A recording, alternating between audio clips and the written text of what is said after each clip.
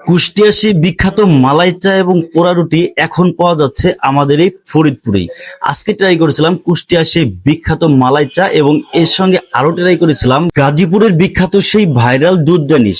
আমি এই খাবারগুলা কোথা থেকে খেয়েছিলাম এবং কত টাকা দাম রেখেছিল এবং খাবারের স্বাদটা কেমন ছিল এই সবই জানাবো এই ভিডিওতে। হ্যালো এভরিওয়ান, আসসালামু আলাইকুম। আপনি যদি শহরের কোলাহল থেকে একটু নিরিবিলি মনোরম পরিবেশে নদীর পাড়ে সুন্দর একটি পরিবেশে বসে এক কাপ চা খেতে চান এবং এর সঙ্গে তাদের দারুণ দারুণ সুন্দর লোকেশনে দারুণ কিছু ছবি তুলতে চান এবং নৌকায় ঘুরতে চান, তাহলে এই ভিডিওটি আপনার জন্য। আজকে আমি চলে এসেছি ফরিদপুরের পল্লী কবি জসিমউদ্দিনের বাড়ির পাশে যে মাঠটি রয়েছে সেই মাঠের এই চাওয়ালাতে, এবং এই চাওয়ালা থেকে আমি তাদের মেনু থেকে প্রথমে অর্ডার করেছিলাম পোড়া রুটি এবং মালাই চা, যেটা দাম রেখেছিল এখানে 50 টাকা।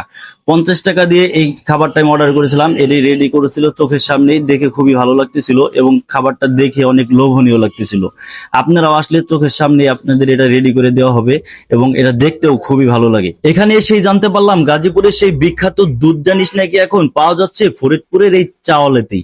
এখান থেকে একটা দুধ ড্যানিশও অর্ডার করেছিলাম এবং আমার চাটা চোখের সামনে এখানে দেখেন বানিয়ে দিচ্ছে। একদিকে চাটা তৈরি হচ্ছে এবং অন্যদিকে এই ড্যানিশটা দুধের মধ্যে ভিজিয়ে রেখেছে, কারণ এই ড্যানিশটা যেহেতু একটু শক্ত থাকে সেজন্য এটা ভিজতে একটু বেশি সময় লাগে।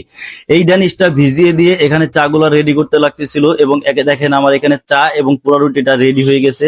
আমার কাছে এই রুটিটা দিয়ে এই চাটা খুবই ভালো লেগেছে। আপনারা চাইলে এইখানে এসে একটাবার এই চাটা খেয়ে দেখতে পারেন। আমার মনে হয় আপনাদের কাছে এটা ভালোই লাগবে। এই চা এবং পোড়া রুটিটা শেষ করতে না করতেই সামনে চলে এসেছিল এই দুধ ড্যানিশটা এবং এটা দেখতে খুবই লোভনীয় লাগতেছিল এবং তারা সুন্দর একটা মাটির পাত্রে দিয়েছিল এবং সুন্দর একটা পরিবেশে বসে এটা খেতে আমার কাছে খুবই ভালো লাগতেছিল।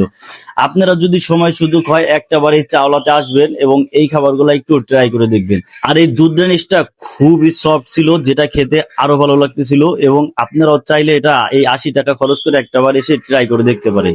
আর আমি এই খাবারগুলো খেয়েছিলাম চাওয়ালা থেকে। আর এই চাওয়ালার লোকেশন হচ্ছে কবি জসিমউদ্দিনের বাড়ির সামনে যে মেলার মাঠটি রয়েছে, এই মাঠে আসলে আপনারা এই চাওয়ালা এই স্টলটি পেয়ে যাবেন। সময় সুযোগ হলে আপনারাও আশা করবো এখান থেকে এসে একটাবার ঘুরে যাবেন। আশা করি সকলের কাছে ভালোই লাগবে। সকলে ভালো থাকবেন, ধন্যবাদ।